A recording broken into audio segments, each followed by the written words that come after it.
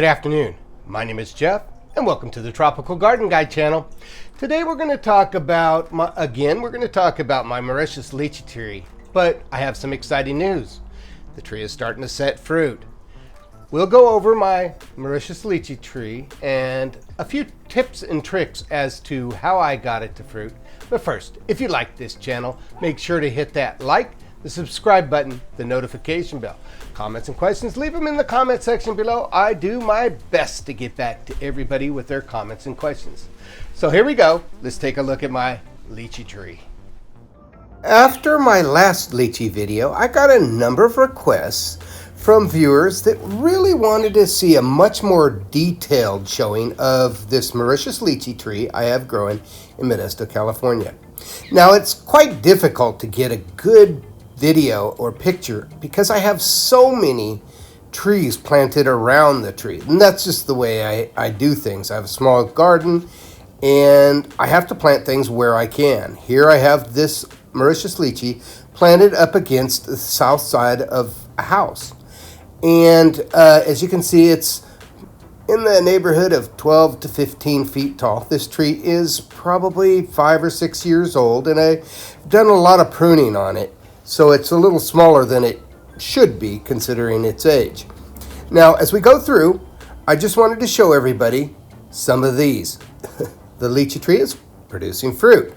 Now, a lot of these may not still hold on. It's been a couple days since these things have actually held fruit.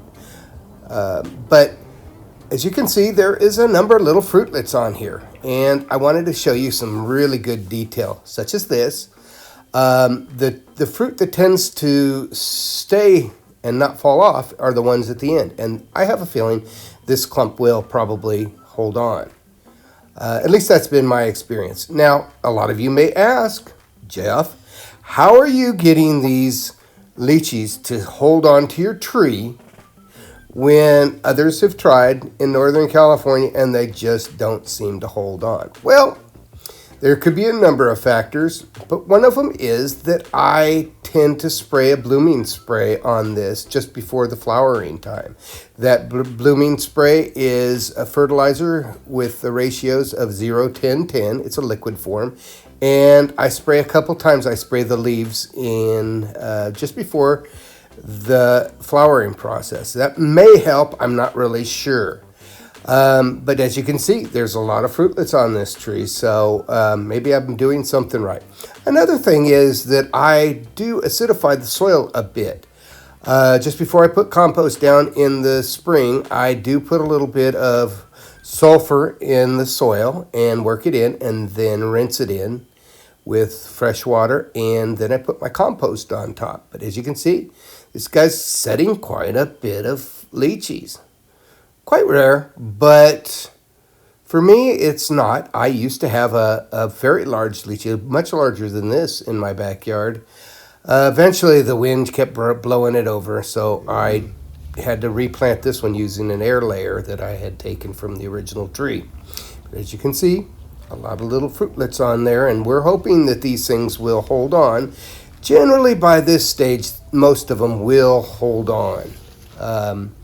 Even if only half of them hold on, I'll be happy because the youngness of the tree. And I do love lychees, but with local prices being as high as $10 to $12 a pound, it's better to grow your own. It's kind of amazing that these lychees are setting considering how hot we've been. 100 degrees almost every day for the past week, and some mornings hasn't gotten below 70 degrees for a low. During those heat spells, I did use a drip, and I kept that drip running day and night. That also may help the fruit set. If you like this channel, hit the subscribe button. Have a great day.